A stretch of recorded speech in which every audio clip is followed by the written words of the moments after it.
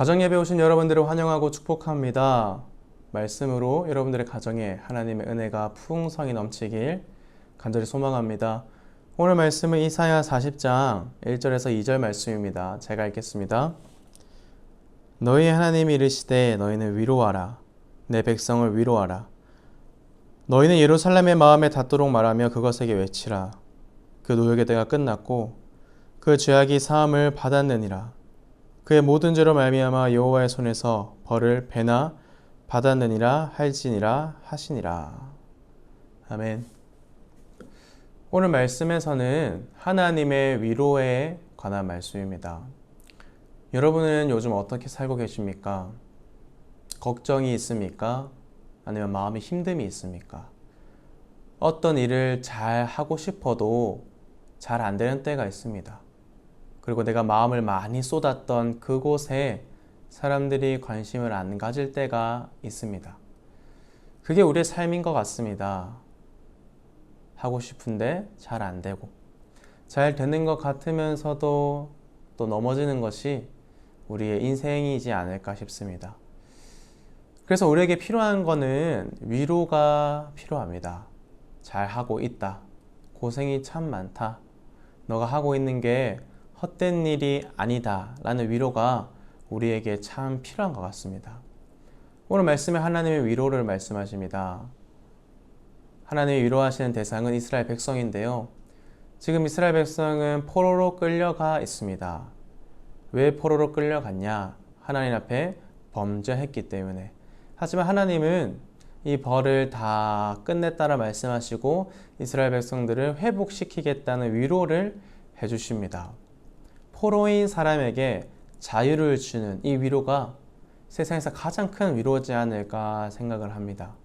그래서 오늘 말씀에서 살펴볼 수 있는 하나님은 위로하시는 분이라는 겁니다. 우리를 사랑하시는 분이고 우리를 위로하시는 분이다라는 것을 기억한 여러분 되시길 간절히 소망합니다. 그럼 하나님은 어떻게 우리를 위로하시나? 오늘 읽진 않았지만 8절에 이렇게 말씀합니다. 풀은 마르고 꽃은 시드나 하나님의 말씀은 영원하다.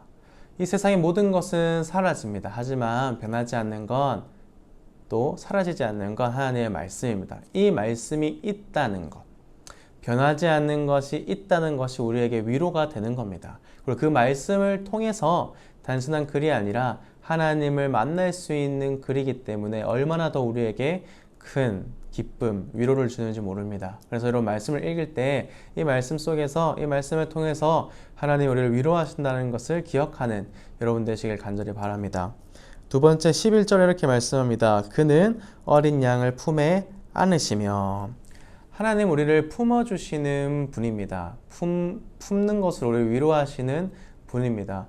우리에게 성령님을 보내셔서 우리가 언제 어디 있거나 힘든 일이 있을 때 우리를 영원히 함께 하시는 하나님을, 성령님을 의지하신 여러분 되시길 간절히 소망합니다. 그래서 우리는 지금 혼자 있는 것 같지만 하나님이 함께 하신다는 것을 잊지 않고 하나님이 주시는 그 위로를 잘 받는 여러분 되시길 간절히 소망합니다.